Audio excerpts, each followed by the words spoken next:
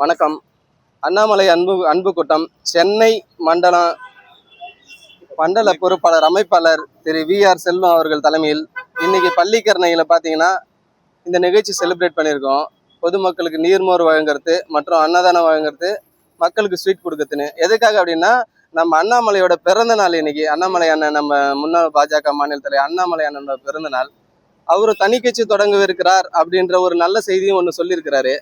நம்முடைய பாரதிய ஜனதா கட்சியில உங்களுக்கே தெரியும் என்ன பிரச்சனை நடந்துட்டு இருக்குது அப்படின்றதுலாம் தெரியும். ஆனா நம்ம மாநில அளவில் உள்ள தமிழ்நாட்டுல தொண்டர்களா இருக்கட்டும், நிர்வாகிகளா இருக்கட்டும், அனைவரும் ஆதரிக்கிறது அண்ணாமலை தலைமையிலான ஒரு மாநில நிர்வாகம் தான் வேணும் அப்படின்னு குரல் எழுப்பின்னு இருக்கிறோம். அது பாரதிய ஜனதா கட்சியிலான நிர்வாகமா இருந்தாலும் அவர் கூட செயல்பட தயாரா இருக்கிறோம்.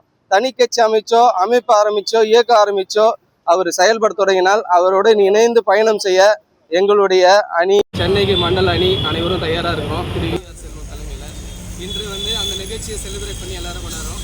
அண்ணாமலை அண்ணன் வாழ்க, அண்ணாமலை அண்ணன் வாழ்க, அண்ணாமலை அண்ணன் பிறந்த நாளில் நீரோடி வாழ்க, அண்ணாமலை அண்ணன் பிறந்த நாள். என்ன கோரிக்கை வைக்க போறீங்க சொல்லுங்க? புது கட்சி ஆரம்பிக்கிறாரு. கோரிக்கை அண்ணன் தனி கட்சி ஆரம்பிக்கத்தான் சொல்லியிருக்காரு.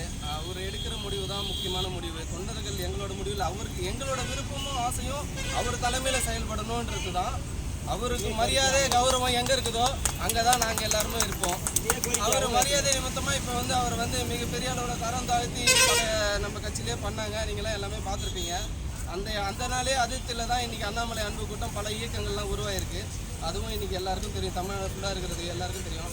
தமிழ்நாடு தொண்டர்கள் விருப்பம் கோரிக்கையே அவரோட தலைமையிலான நிர்வாகம், அது தனி கட்சியாக இருந்தாலும் சரி, அமைப்பாக இருந்தாலும் சரி, இயக்கமாக இருந்தாலும், அது பாரதிய ஜனதா கட்சியில் அவர் தலைவராக வந்தாலும் சரி, எதுவாக இருந்தாலும் அவர் தலைமையிலான அமைப்பை தான் நாங்கள் விரும்புகிறோம், பயணமாக செய்ய போகிறோம். அது தனி கட்சியில் எங்களுக்கு ரொம்ப சந்தோஷம் தான்.